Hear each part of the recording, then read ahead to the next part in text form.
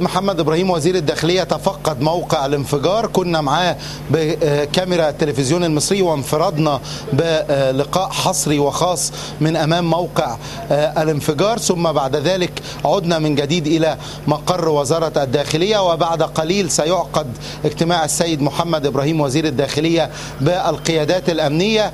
خلال هذا الحوار أكد السيد محمد إبراهيم أن وزارة الداخلية مستمرة في تأمين الشعب المصري خلال الاحتفالات بالغد، وأن مثل هذه الأمور لن تثني الشعب المصري على النزول والاحتفال بالذكرى الثالثة لثورة 25 من يناير، وأن وزارة الداخلية قادرة على حماية وتأمين هذه الاحتفالات.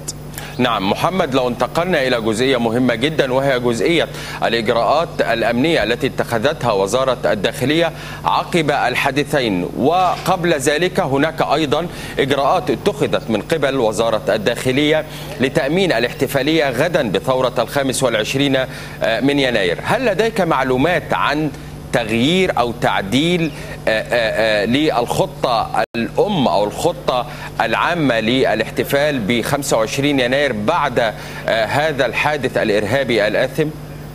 حتى هذه اللحظة لا يوجد أي معلومات. من الممكن عقب انتهاء حدوث وانتهاء اجتماع السيد محمد إبراهيم وزير الداخلية بالقيادات الأمنية أن نصل إلى هذه الخطة، ولكن حتى هذه اللحظة لا يوجد لدينا أي معلومات بخصوص تغيير الخطة الأمنية، ولكن ما سيحدث بالتأكيد هو تغيير استراتيجية الوزارة في التأمين أمام مديريات الأمن. من الممكن أن تغلق الشوارع تماما وتغلق حركة السيارات أمام مديريات الأمن، لكن حتى هذا التوقيت لا توجد معلومة مؤكدة بتغيير استراتيجية الوزارة.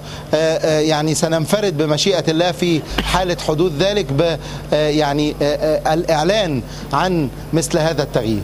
محمد، أيضا لو انتقلنا لجزئية أخرى وهي جزئية المعمل الجنائي، هل انتقل المعمل الجنائي أو فعلا باشر عمله في موقع الحادث؟